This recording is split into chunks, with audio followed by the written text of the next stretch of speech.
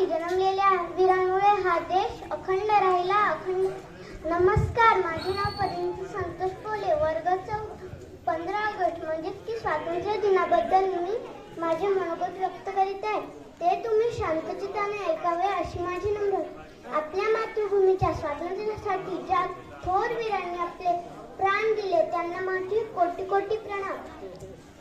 कोटी कोटी प्रणाम. आज 15 ऑगस्ट म्हणजेच की भारताचा स्वातंत्र्य दिन. आजचा दिवस आपल्या सर्वांसाठी आनंदाचा, उत्साहाचा व अभिमानाचा दिवस आहे.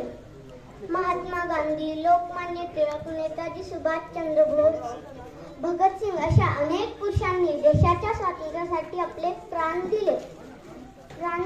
15 ऑगस्ट 1947 रोजी आपला देशाला